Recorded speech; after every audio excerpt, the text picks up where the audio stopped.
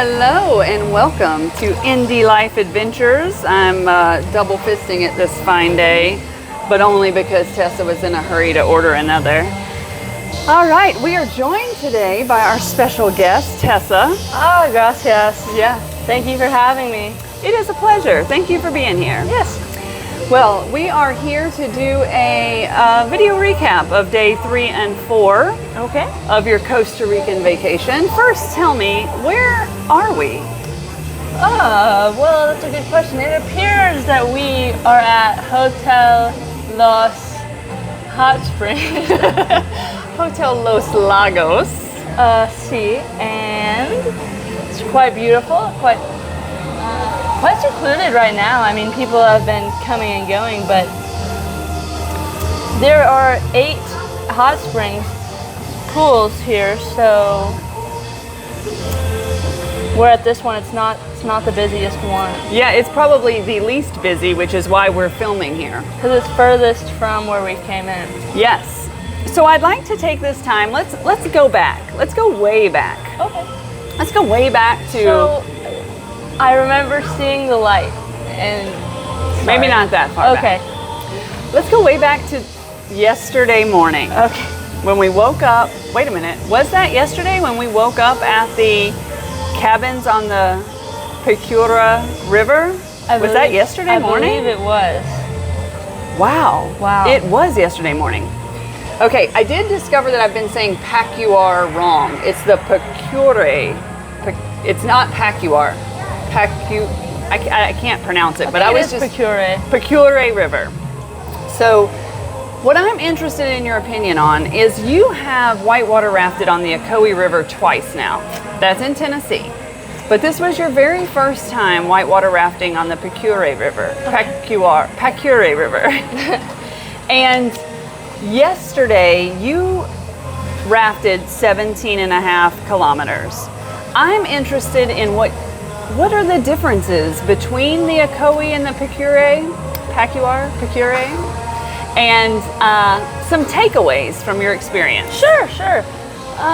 Well, I will say it was an overnight excursion, and the first day that we rafted, it was pretty similar as far as the water goes. But as you mentioned, I believe the scenery is just blows it out of the water. Water. Falls. Many waterfalls. More than you can count. I can't count. Yes. And but as far as yesterday, I would say I was very impressed with the water compared. Although, I mean, they were both amazing. Tennessee is amazing. And I was trying to remember if the Ocoee River had Category 5 rapids, because I think the most we did on this trip here in Costa Rica was Category 4.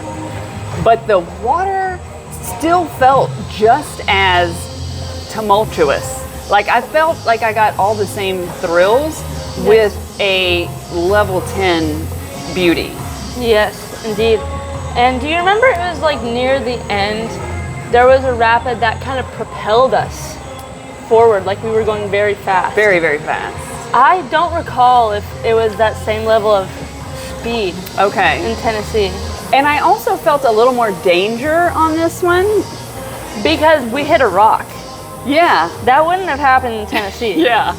And it was as if, you know, the boulders were coming out of the side of the river, and our guide, I think they just really expect you to kind of protect your own life. Whereas I often find that I expect the guide to be in charge and follow his command. But it was almost as if we should have like gotten to the middle of the raft, because you and one of the Holland brothers both like scraped skin against the rock. Indeed. And it seemed like Emil's injury was a bit worse than mine, because I scraped my elbow and it did hurt, but there was no mark. Yeah. Like I was like, oh shit, it might be bleeding. Not at all. But No Emil, mark. he scraped his hip. Yeah.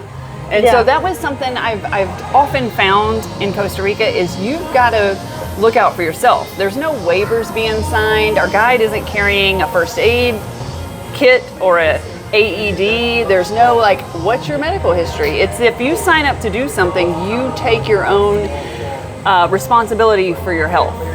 And I find that it's the same way with a lot of the activities. There's no safety bars. You're your own safety. But yeah, anything else to add about the whitewater rafting? Let's see. I feel like we covered it. Yeah. It was very beautiful. Lots of waterfalls. And they even added in the hike to another waterfall where we were able to jump in that pool at the beginning. Yeah. Yeah, that didn't happen in Tennessee. No, in Tennessee there were no side quests to go see. Right, and I really enjoyed those. Yeah. Like in Tennessee, we would be able to jump into the water and float. Yeah. But here they took it to another level with us getting out to hike to then jump off a rock. At the base of a waterfall. Yes, that really was spectacular. I would say this one's better. Yeah. Oh, and another thing, they had a safety kayaker who followed along in case you fell out. The safety kayaker was there. So I guess I just contradicted myself. They do have safety equipment. The equipment is an extra human in a kayak. So I feel silly now. But that kayaker also had a GoPro, and he took pictures the whole time, and he's just going to email them to us in 2 weeks for no extra charge, which I find remarkable because they could have probably really plussed up the amount of money by selling those pictures, and we just get them for free. So I can't wait to see those. And the whole time I was thinking, I forget his name, it could have been Juan, the kayaker, Yeah. but I kept thinking, this guy is so cool.